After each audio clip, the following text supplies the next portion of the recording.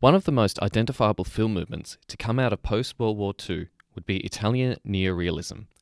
The general period of the film movement spans from 1943 to 1950, where Italian cinema was dominated by neorealistic film in the aftermath of the Nazi occupation of Italy. Neorealism is also often thought of not so much as a particular film movement defined by starting and end dates, but as a historically and culturally specific manifestation of the general aesthetic quality known as realism, which is characterized by a disposition to the ontological truth of the physical, visible world. To understand what Italian neorealism meant in a filmmaking context is to understand what the filmmakers were seeing and what they wanted the audience to see. Firstly, they saw the Italian film industry as pure fantasy of the upper classes. Telefoni bianchi, or white telephone films as they saw it, kept the hierarchical structure of the upper to middle classes and rarely looked at the common person. These films were made against the prevailing socio-economic climate of Italy, of which the filmmakers needed to work with limited resources. They adapted by using real locations, using real people or non-actors as well as professional actors. Sound was dubbed in post-production. They incorporated a documentary style with the available film stock, and there was a focus on the community, of those affected by the political and economical circumstances that were plaguing post-war Italy. According to Cardullo, Italian neorealism was the first post-war cinema to liberate filmmaking from the artificial confines of the studio, but neorealism was the expression of an entire moral or ethical philosophy, as well, not simply just another new cinematic style.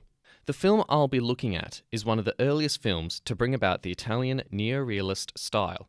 Rome Open City by Roberto Rossellini is a 1945 film about the recent Nazi occupation of Italy before the Allied invasion. The conditions that Italy and indeed what Rome were left in necessitated the film style, as the main film studio, Cinecittà Studio, wasn't available due to sustained damage.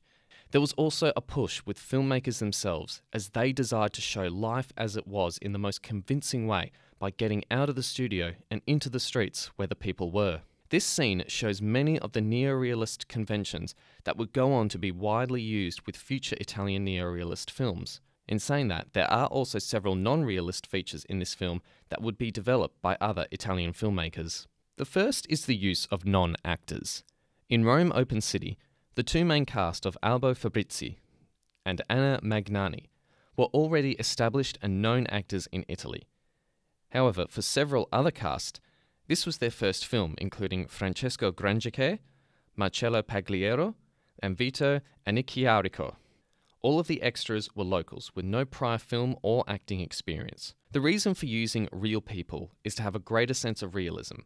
They had a different approach to trained actors, and their lack of conventional acting gave the films more authenticity. Another was the use of location.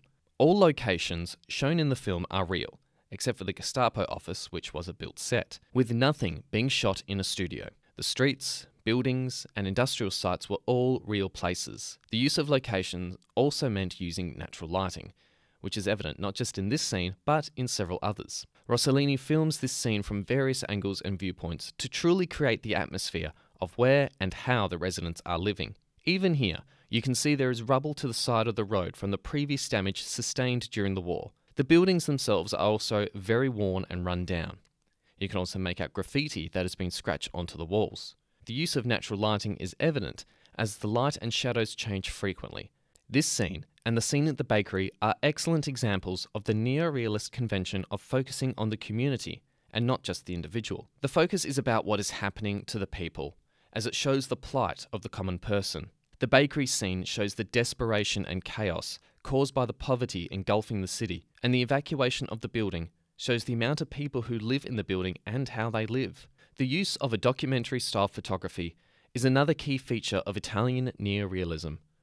The low-quality, grainy look gave the appearance of stories being real, as if from a newsreel. Even though they were still fictional stories, the influences and basis for the stories were directly related to the present challenges that surrounded them. This was also due to necessity as well. New film stock in Italy had become scarce after the war, and they had to use what was left over. This style also had a unique emotional element to it, as it made the audience emphasize with the characters on screen. The realism created, albeit still artificially in a film sense, focused on the people and the emotion of the time, rather than an abstract idea based off real events. Italy was amid a change from fascist rule to democracy, but there were also several elements of Christianity and Marxism blended into the films. The characters of Pina and Francesco embody these elements. Pina, a devout Christian, but is also questioning her faith due to the atrocities caused by the Nazis, and Francesco, who is a resistance fighter and communist sympathizer.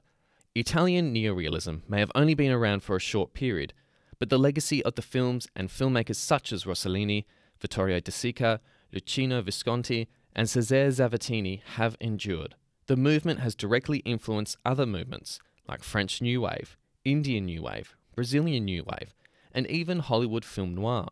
Italian neorealism opened a whole new way of filming and new perspectives and ideas on what stories were being filmed.